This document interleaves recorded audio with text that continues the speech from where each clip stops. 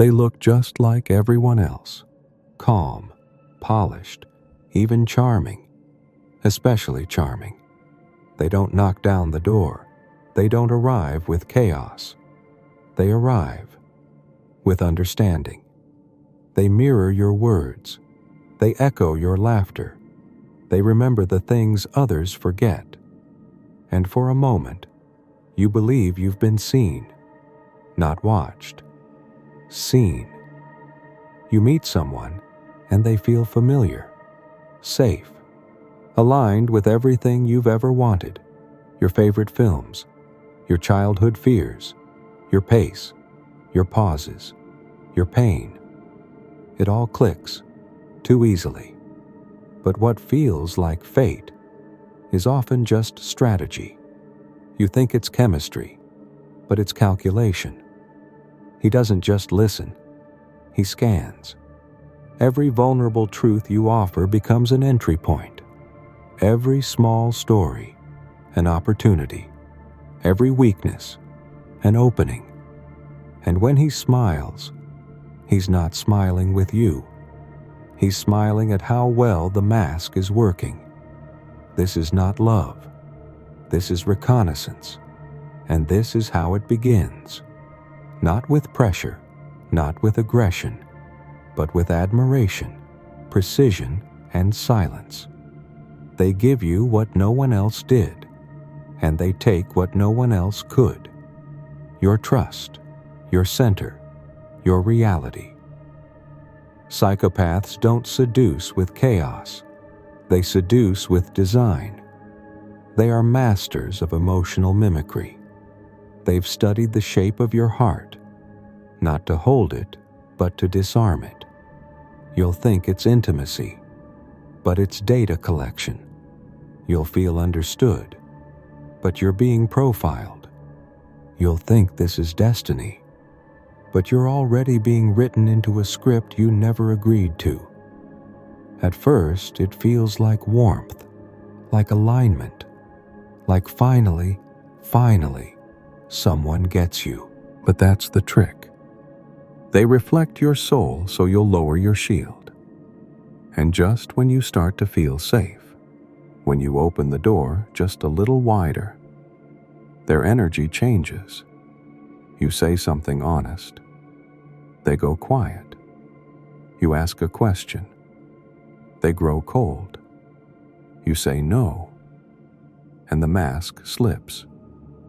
And in that moment, you realize it wasn't love. It wasn't connection. It was compliance. And now that you're no longer convenient, you're no longer interesting. True charm doesn't vanish when you speak your truth, but theirs does. That's the first sign. Not what they show, but how fast it disappears the moment you stop playing along. You remember what he said. You remember the exact words, the tone, the pause. You replay it in your mind like a scene burned into film. But now he looks at you, calm, grounded, certain, and says, "That never happened." You blink. The ground tilts. Your breath shortens. He says you misunderstood, that you imagined it, that you're being too sensitive again. And somehow, you believe him. Or at least, you start to doubt yourself. That's not miscommunication. That's psychological warfare. That's gaslighting. Not all violence leaves bruises. Some of it erodes your memory, your clarity, your reality. This is not about protecting himself. This is not a clumsy lie to avoid conflict. This is calculated, intentional, cold. Psychopaths lie like artists paint, not to escape, but to shape, to bend the truth until it snaps and cuts only you. They tell stories with details that don't match. They change their pasts like outfits. One day, an abusive father. Next, a narcissistic mother. Then, a tragic accident that changed everything. They invent, they perform, and they dare you to question it. When you do, you're the one who gets punished.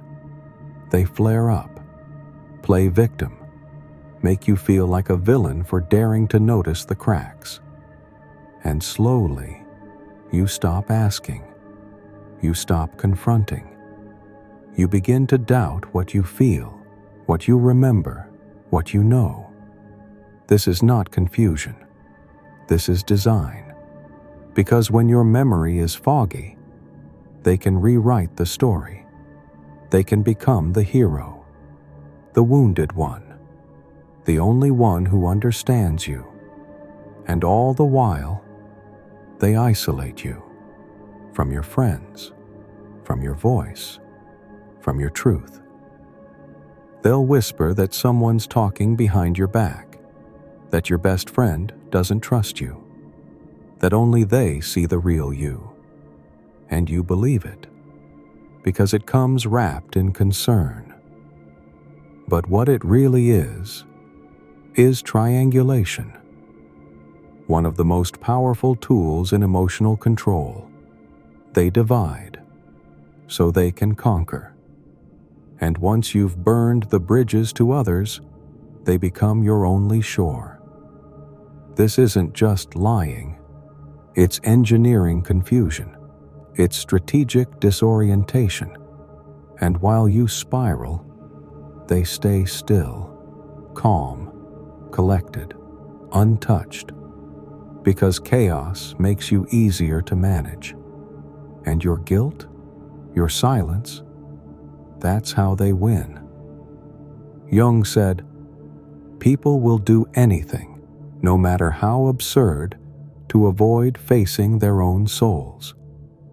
But you don't have to. You're not crazy. You're not weak. You're not broken. You're just caught in someone else's illusion. And the moment you remember what's real, the spell begins to break. You open up, not casually, but completely. You speak of your childhood wounds, the fears you hide, the nights you cried without sound. You offer your heart, fragile, unguarded, hoping for softness in return.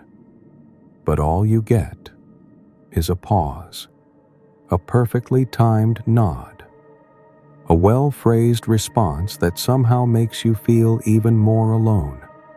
Something in their reaction feels off, not wrong, just hollow. It's like talking to a mirror that knows how to reflect, but not how to feel. That's not a bad listener. That's a mask with no soul behind it. This is the third sign, the absence of empathy, the void where feelings should live. And make no mistake, they know how emotions work. They can name them, describe them, replicate them, but they can't feel them. Not the way you do. They've studied emotion the way a hunter studies prey, not to understand it, but to weaponize it. Real empathy doesn't come through vocabulary. It comes through presence, through silence that holds space, through a hand that doesn't ask, but simply rests on yours. But they don't offer that. They offer words, empty ones, scripted lines. Sometimes it sounds perfect, but you leave feeling emptier than before, because they're not sitting with your pain. They're observing it, not to comfort, but to calculate. To a psychopath, your emotions are tools. Your tears are information. Your dreams are leverage. Your pain is a puzzle they can learn to solve. only to use it later. They don't forget what you've shared, not out of care, out of strategy. They store it like ammunition, and when the mask slips, when their patience wears thin, they use your wounds like knives. They mock your sadness. They twist your confessions. They bring up your fears not to soothe them, but to control you. At first, you rationalize it. He's just not good with emotions. She probably didn't know what to say. But deep down, you feel it. You're not seen. You're not held. You're not loved. You're managed. Carl Jung said, "The meeting of two personalities is like the contact of two chemical substances. If there is any reaction, both are transformed. But here, you're the only one changing. You bend, you adapt, you become smaller, and they stay exactly the same. This isn't love. It's erosion, one boundary at a time. And the more you give, the colder it gets. Because warmth wasn't the point. Access was. It starts small. A favor, a ride, a borrowed thing that never returns, a request dressed as closeness, a need wrapped in charm. And because you care, you say yes, not realizing that you've just stepped into a transaction you never agreed to. They don't take by force. They take by permission. Yours. They lean in with, "Just this once. I'm going through something. You're the only one I can trust. And you want to help. Because you're human.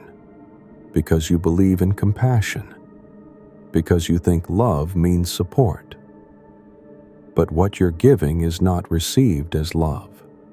It's claimed as entitlement. This is the fourth sign. A parasitic existence. Systematic exploitation. They don't build. They drain. Not all at once, but slowly, softly, until your life becomes smaller and theirs expands into the space you once owned. They live in your home, but never help. They use your money, but never return it. They lean on your energy, but never give any back. And every time you bring it up, they call you selfish, ungrateful, cold. You start to question your own boundaries. Maybe I am being too harsh. Maybe this is what love looks like. It isn't. This isn't generosity. This is theft. Polite theft. Strategic theft. But theft nonetheless. Psychopaths don't ask. They expect. They don't thank. They claim.